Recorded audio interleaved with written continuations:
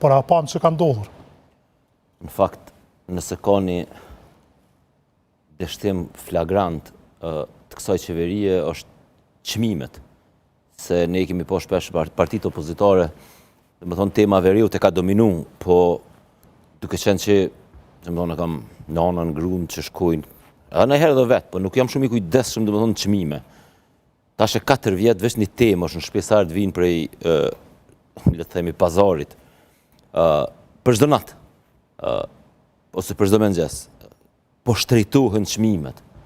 Pra, na kena, se i kom një edhe avokatë e kësaj qeverie të i thonë, gjithkon, jo bese kja flamë në kokon, mu shtrejtu gjithkon, dhe me thonë, inflacioni me numra, edhe në bazë të jentit statistikur që është të tëne, është ma i nalti në Kosovë se çdo kund në rajon. I kemi edhe shifrat të të shojnë ndërkohë nga regjia se cili është inflacioni gjatë 3 mujorëve. Po saqërisht se inflacioni bie fjala, jo në gjitha produktet ka qenë i njëjtë, po në produktet bazë që ato që ndikojnë më shumëti, siç është energjia, i kemi këtu dhe më thonë, u paraqitën, është i jashtëzakonshëm është te energjia elektrike, se këtu tha e përmeni Ahmet Çalikun, fotografinë e parë që e ka bërë si kryeministër është me Ahmet Çaliku. Vetë zoti Kurti. Vetë në zyre e ka prit Ahmet Çalikun, edhe atë bashkëpunëtorin Ahmet Çalikut në i Limakut edhe ai tjetri që kanë qenë aty, është një fotografi regjia mund me gjetë edhe në Google, e kena pas bona të madhe paka, jo pse kemi diçka kundër Ahmet Çalikut per se, po ty e ditë pozicionin e zotit Kurti që e ka godit vazhdimisht. Mos flasim anë për gënjeshtra tjera që i kanë prunë pushtet këta, që kena me nacionalizu, na kur vina në pushtet kena me nacionalizu distribucionin në maniku sepse përfitojnë shumë.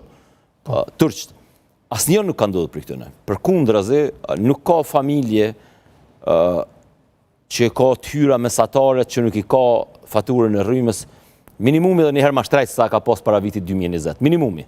Nëse është minimum njëherë ma shtrejt, i bjen 100%. 100%. Nëse kam paguar 50 euro, i paguan 100. Nëse kam paguar 100, i paguan 200. Minimumi është njëherë ma shtrejt, pastaj një qasje... Ja fotografia e famshme.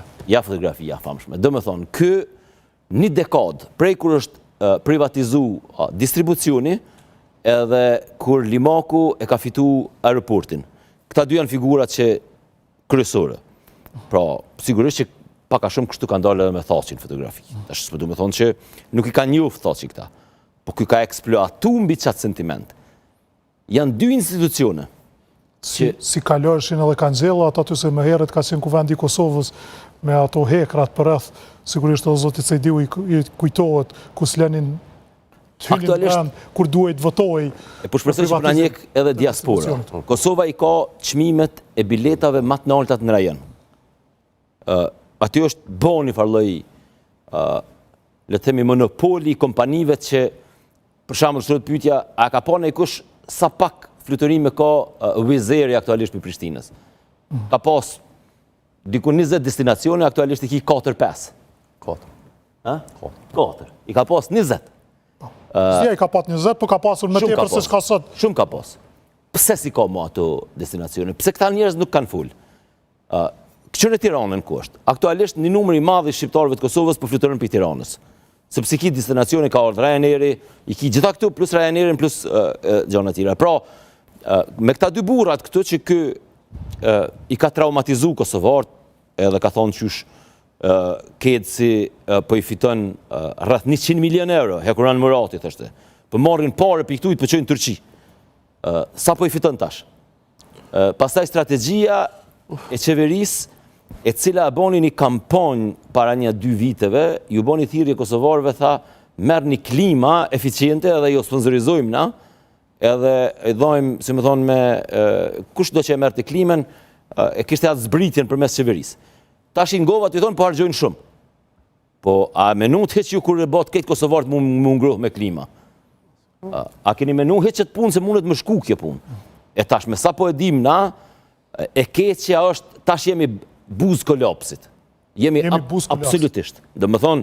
Si mund tjetë kolapsi? Ja, kolapsi është kur s'ka rrymë, ose qeveria ka më detyru mi dhonë 100-200 milion euro me ble, me çmimin më të lartë, sepse nuk e kanë të kontraktuar. Ose ka mi dhonë qeveria 100-200 milion euro dhe në pranverë, edhe besa... Ku t'jap? Kecit? Aty në që blejnë. kecit, kekit, se të edhe keku blin, sepse ka bo kaos organizativ. Dhe me thonë se, që që bajke, për me pështu kishe ftyrën, thoshte po blen keku, e keku jep ke kecit, dhe me thonë kanë bo dhe kësi allashvereshësh, se dilte thoshte, Nagipi e bon një kekun me pare, peqe e qëtëm Nagipin, aty na i kena fitu 100 milion. Tash, e para i fitu 100 milion, na i blem 300 milion. Dhe me thonë, po këto që jep ke pik t'i gjepi tjetër për me ble, kur gjo, këto si njefke. I lanë bloqet pare munte, e kanë ble rrymen, po e ble në momentet matë këqia, dhe me thonë, s'ka rrym të kontraktume. Ndërsa nuk ka, janë 4 bloqe janë në dispozicion, janë 2 besë dhe 2 tasë.